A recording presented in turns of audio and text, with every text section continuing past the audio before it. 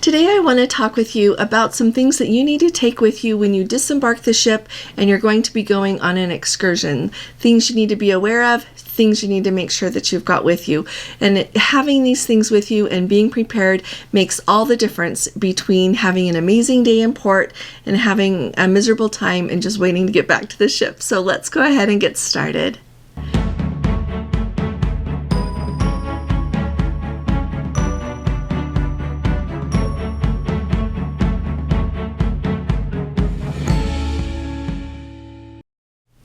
Hi there, this is Allison with Let's Go Travel Tips.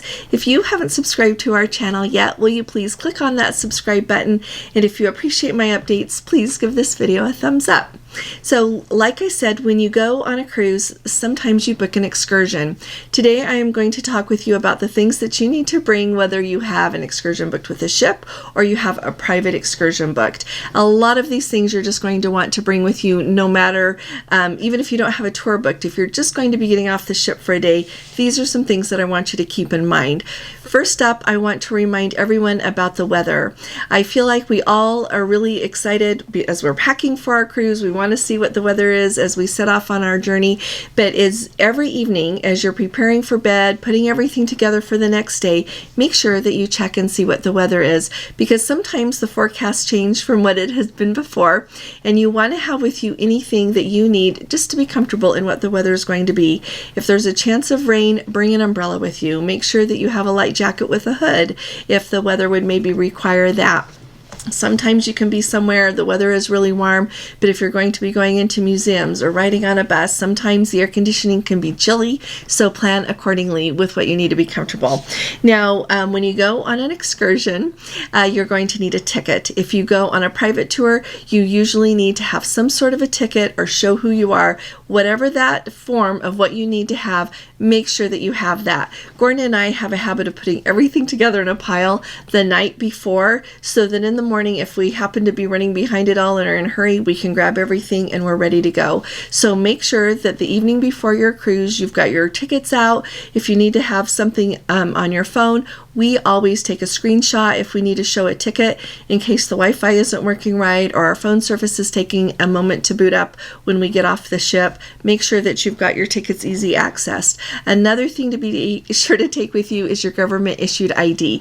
Now, some people say, when you're traveling outside of the United States, make sure that you always take your passport with you. Some people say don't take your passport ashore. So I'm going to let you decide what you want to do. When you are in a port that requires you to have the passport, the cruise line will let you know that. Plus, when you do your research, you will see that as well.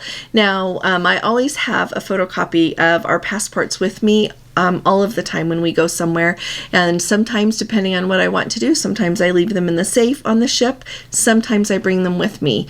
Now, another important thing to bring though is bring your driver's license. Make sure that you have some sort of government issued ID on you in addition to a photocopy.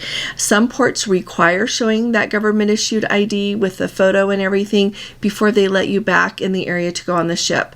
Often they'll just ask to see like your medallion or your cruise card, but a lot of them will ask to see your government issued ID, so make sure that you've got that. Next up, make sure that in addition to taking credit cards with you, make sure you take cash. Make sure that you've got small bills because you never know what you're going to need them for. Some places don't take credit cards. Every once in a while, some places don't take cash, so go prepared with both. I want to add that I always say travel with at least 2 different credit cards, because sometimes especially this day and age, one of your credit cards could become compromised, and then you don't have a credit card if that's not going to be working anymore. Sometimes the place maybe doesn't take the kind of credit card that you have. The most widely accepted credit card, of course, is a Visa, but make sure that you have options, all right? Next up, I want you to make sure that you know what the port agent's phone number is.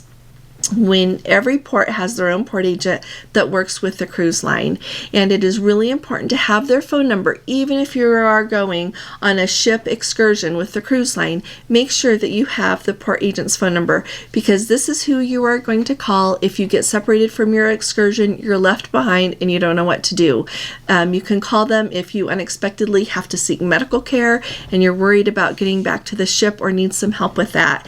If you were supposed to catch a shuttle shuttle and you don't know, like you have missed that shuttle, things like that, this is who you're going to call if you're worried and you need to communicate with the people with the ship. So make sure you know that number. Now, on Princess, they always post the phone number in the foyers there with the elevators, and down in the area where the gangways are, they always have that posted. I just snap a photo with my phone, and then I've got it with me. I don't write it down wrong. I've just got that photo in case anything ever happens. In all of these cruises, I've never had to call a port agent, but I feel like it's just as important to have it with me.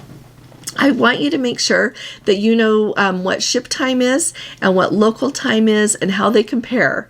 It is really important to know how to do that. I just have the habit of switching my phone to wherever the local time zone is, because then I know what time it is on shore.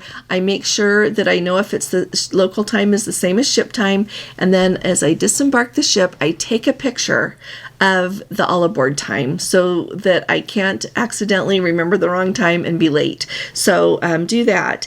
Now, some extra things that I think you need to make sure that you take with you is, depending on the port that you're in, know what the rules are. The cruise lines are good at telling you if you should be taking snacks off the ship. It seems like most of the places that we go anymore, they don't want you to bring any food off of the ship, and especially not unpackaged food. A lot of the ports will let you take packaged food off the ship with you, but make sure that you ask before you do that. In a lot of places that you go to, if you go on excursions or if you're doing your own sightseeing, there are a lot of places. If you're going to museums, they have cafes if you need to get a little bit of something.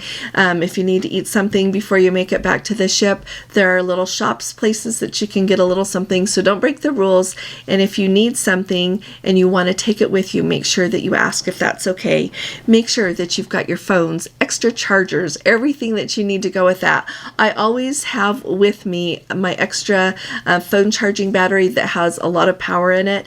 Not only if I take a lot of photos, a lot of videos, things like that, and I need to recharge my battery, but if I have an emergency and I end up using my phone a lot more than I think, or I'm off the ship for a lot longer than I expect, then I can still charge my phone. So make sure that you take that kind of thing with you.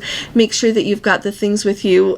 Take a bottle of water with you. Make sure that you've got all of the things that you like to have for your personal convenience. Take tissues with you in case you need those, hand sanitizer, all of the kind of things.